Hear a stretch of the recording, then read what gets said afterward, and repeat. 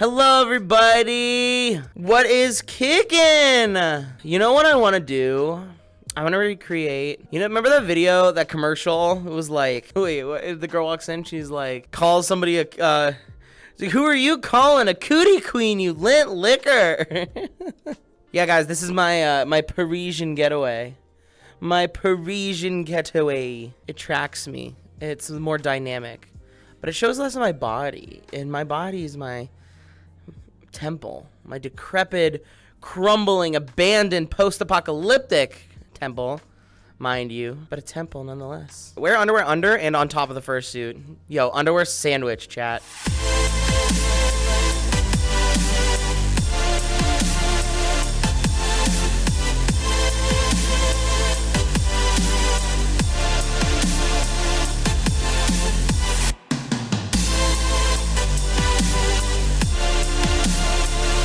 Guys, it's official. Waggery has accepted my fursuit commission, and I have paid it off. I paid the invoice, and it's official. My fursuit is being made by my #1 choice, and I'm very excited about it. I legit cried. So I actually found out 2 days ago, but I didn't want to say anything until I paid for it, you know what I mean? Because then I'm like, okay, my slot's secured, like we're all good. And the thing that excited me the most was when I got the email, Wild Acai, who owns Waggery, who's the founder, was like, I know that in your application you mentioned like, because I've been talking to them for a while now, because I had a lot of questions.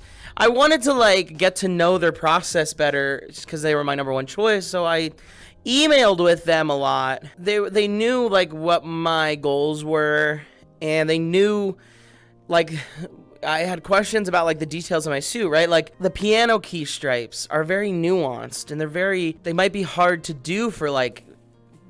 It's hard to translate into a physical like fursuit form, and I was like, so like, if I have to simplify my design and make an adjustment, like I will. I want one of your fursuits so bad that like I would alter my like alter details of like my Sona and how it works with a fursuit. And when they sent me the acceptance, they were like, these details seem really important to like the nature of your Sona, of who you are and what you plan to do and what you enjoy. And we want to make those details a reality. So we want to like make your fursuit and make your dream fursuit. And like basically this blurb about like basically validating like my vision. And I was so overwhelmed with like excitement and like happiness. I just like started tearing up. It was so kind, and I am so happy. But speaking of fursuits, there's been like a lot of fursuit talk recently. Because this company, and I forget the name, Zuri? The record for the most expensive fursuit was broken yesterday. There's an auction going on in the dealer's den for a slot for a fursuit. But they put up a slot for a custom fursuit. Not like a pre-made, but like, hey, you buy this, and we'll make whatever fursuit you want. Zuri, I was right, okay. Zuri. Last time I checked, it was $23,500. $23,556 with like 3 days left for a fursuit by this maker, by Zuri. It's crazy to me. So let me give you the rundown of what you're looking at here, guys. All right, so this is a company called Zuri Studios. Apparently, I honestly, genuinely, I don't think I've ever heard of them, but they're a well-known fursuit maker. They seem to have a pretty big Twitter following, so they're pretty established. So like based on the photos, you can see how beautiful these suits are. I mean, they're gorgeous. So I was reading through like some of the like the bidding things, right? And just some like a couple things I noted that was interesting. They've been closed for commissions for a very long time, which would drive demand up. I mean, I was talking with I actually spoke with Briar about this. I decided to get her point of view on this, right? So basically, what happens is you save up some money. And then you find your fursuit maker, your dream fursuit maker. You find them, and you save up money so that when they open commissions, you can put the payment down and you can get their suit if they choose you. Well, because the demand for fursuits is always higher than the rate of which fursuits are made and commissions are able to be taken, a lot of times people will stockpile their money while they wait. Well, what happens when your favorite fursuit maker doesn't open for a very, very long time? And the one opportunity you get is something like this. A single slot for a fursuit using funds that you've saved for years. So when people look at that price and like, oh, holy shit, it's not worth $23,000. It 1,000 trillion% is worth $23,000, and it's going to be worth far more, and for multiple reasons, and let me explain why. One, it all has to do with perceived value, right? When you buy a piece of art, you're not paying for the labor and the materials. That is an accessory cost, right? That's an accessory cost to its overall perceived value. At the end of the day, it's worth whatever people are willing to pay. And the value here is getting a fursuit made by a quality fursuit maker that you can trust, that also is an extremely high demand. When people bitch and moan about, like, you know, prices going up, it's because it's matching demand. This is literally how the economy works. And what you're seeing here is artists just getting paid their due, like, finally their dues, like, for what they deserve. This is how the economy works.